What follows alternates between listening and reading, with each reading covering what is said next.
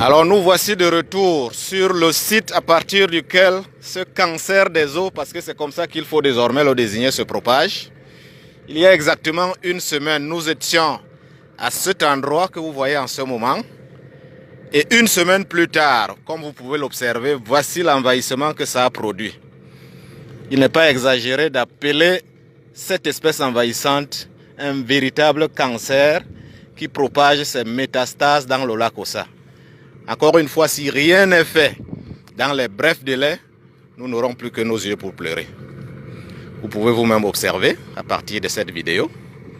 Comme je l'ai annoncé à l'occasion de la célébration de l'édition 2020 de la Journée mondiale des zones humides, nous avons voulu faire le déplacement sur ces sites avec les autorités qui sont en charge de ce dossier, qu'ils soient du ministère de l'Environnement, de la Protection de la Nature et du Développement durable ou du ministère des Forêts et de la Faune. Eh bien, nous avons voulu faire une descente sur ces sites pour toucher du doigt la menace, pour qu'avec nos partenaires qui nous accompagnent, que nous essayons de voir ensemble comment nous pouvons l'adresser. Nous n'avons pas la science infuse, mais nous pensons qu'il faut véritablement se dépêcher avant qu'il ne soit trop tard. Voilà, vous pouvez vous-même observer tout autour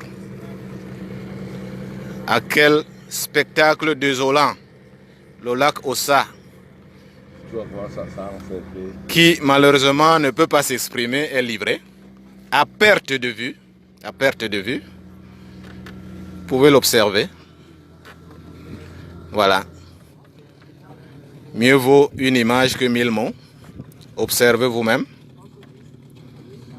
Nous assistons en ce moment sur l'autre embarcation à la même désolation.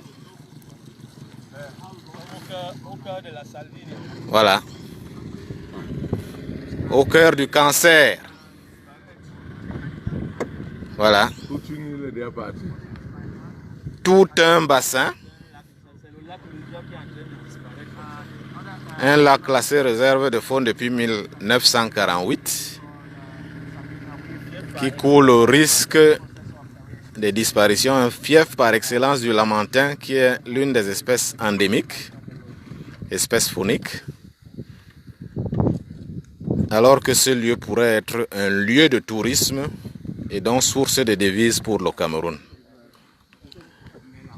Voilà. Bien, nous avons pensé que il était important, comme cela a été relevé, que les administrations en charge de la préservation des zones humides et de la conservation de la biodiversité soient là, que les partenaires techniques et financiers du Cameroun soient là, pour que, avec un regard croisé, les uns et les autres puissent formuler leurs observations, leurs propositions dans la perspective d'un plan de restauration des fonctions écologiques de cela.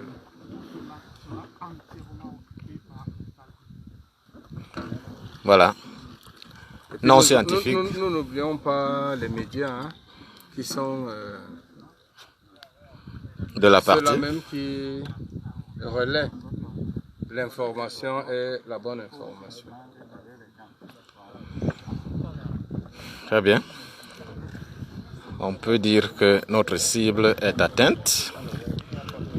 C'est l'une des articulations de la célébration de cette édition 2020 de la Journée mondiale des zones humides. Nous sommes encore une fois dans l'un des bassins du lac Ossa, qui est situé dans l'arrondissement de Dizangué, département de la Sanaga-Maritime, région du littoral.